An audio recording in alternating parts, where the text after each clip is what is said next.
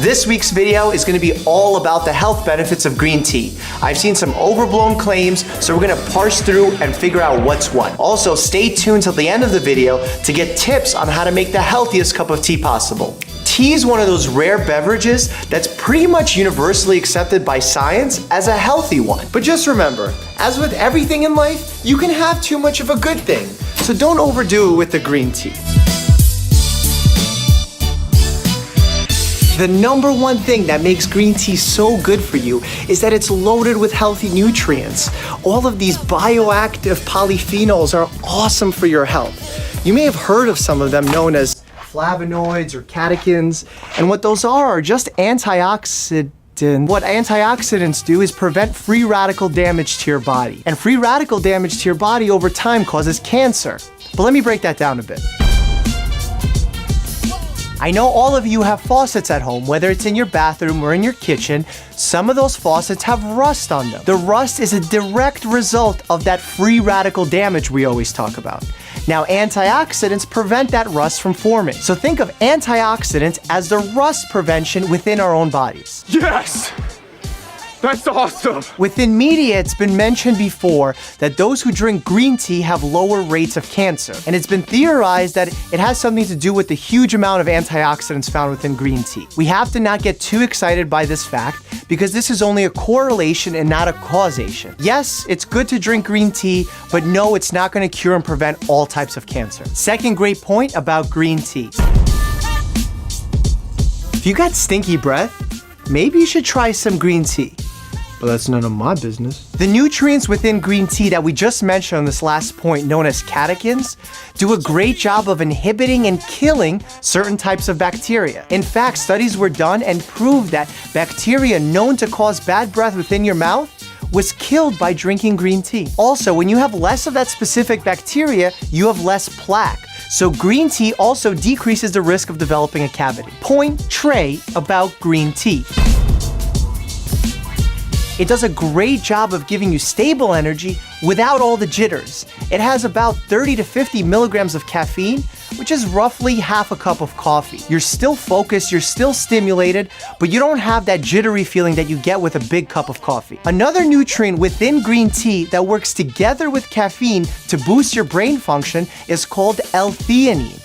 Its benefit is that it gives your brain relaxation without the added sedation or drowsiness that come along with other relaxing agents. While we've seen in animal and lab models that it increases your good cholesterol and lowers your bad cholesterol, what we found in animal, lab, and human trials is that green tea lowers your blood pressure. And if you've watched my hypertension video, you know how important it is to keep your blood pressure under control. Point number 5, green tea can help you burn fat. Well, maybe. This is more of an individual case-by-case basis thing because not all studies agree on this. But there is a promise of increased metabolism and fat oxidation, essentially fat burning. Some of the lab models have shown a decrease in new blood vessel formation within your fat stores, meaning that it literally takes away the vital nutrition for your fat and makes it die, kicking that fat's butt. Point number 6.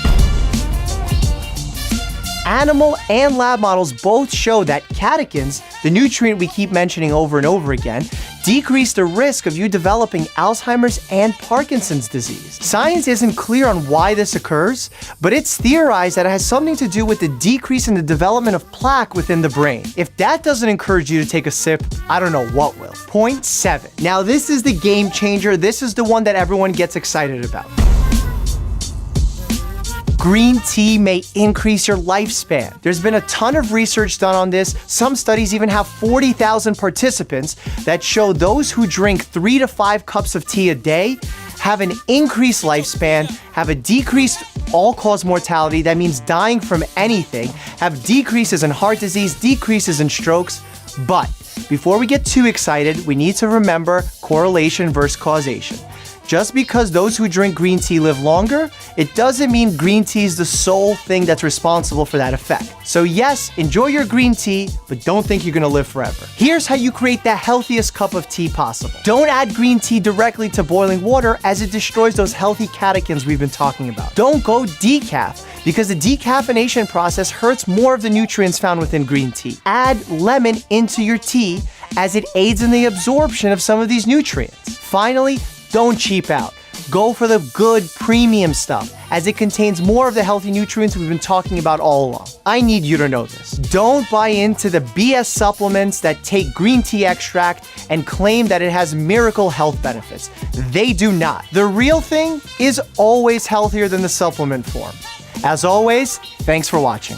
Audio check 1, 2 on the MC mic with the emerald green scrubs, catechins, and what basically,